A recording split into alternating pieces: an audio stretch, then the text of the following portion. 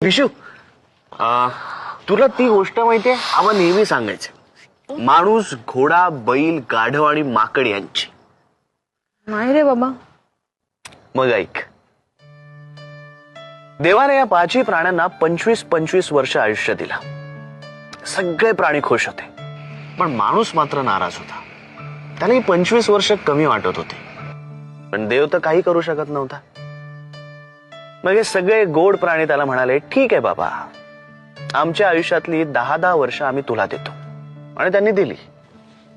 मग मग काय, आपल्या आयुष्यातली पहिली 25 वर्ष माणूस हा माणूस म्हणून जगतो. नंतर येणारी 10 वर्ष घोड्याची. तोंडाला फेस येईपर्यंत तो धावत राहतो.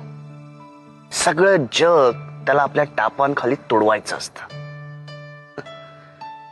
नंतरची 10 वर्ष बैलांची, म्हणजे 35 ते 45.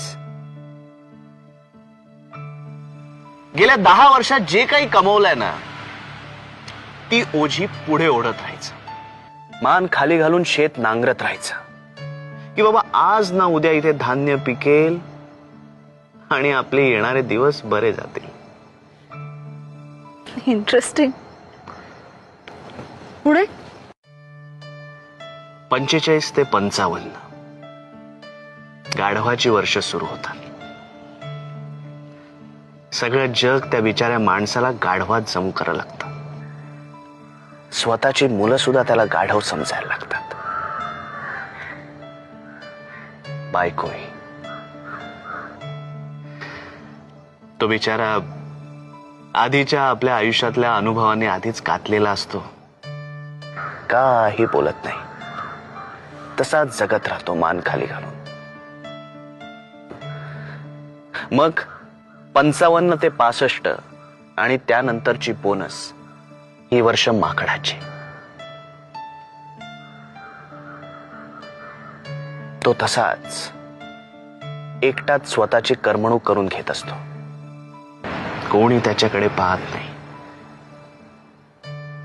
येणारा जाणारा वेडावून दाखवतो. काय म्हातार चाळे करताय असं बोलत असतो. तोंडाचं बोळकं झालेलं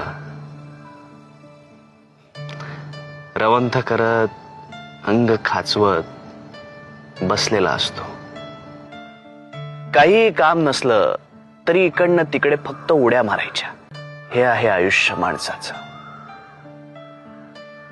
कळलं? तेव्हा आता माझी बैलाची वर्ष जवळ येत आहे. आता फक्त नांगरत राहायचं. Shut up. पण त्यातून आपण तात्पर्य काय घ्यायचं? म्हणजे तात्पर्याशिवाय गोष्टीला मजाच नाही, नाही का? सांग ना, तू सांग.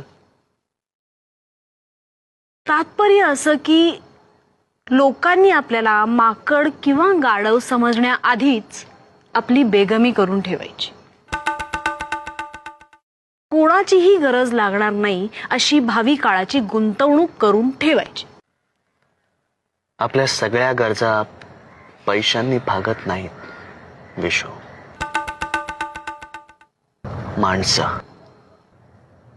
माणसं पाहिजेत. ती ज्याच्याकडे खूप आहेत ना, जोडलेली, तो सगळ्यात श्रीमंत.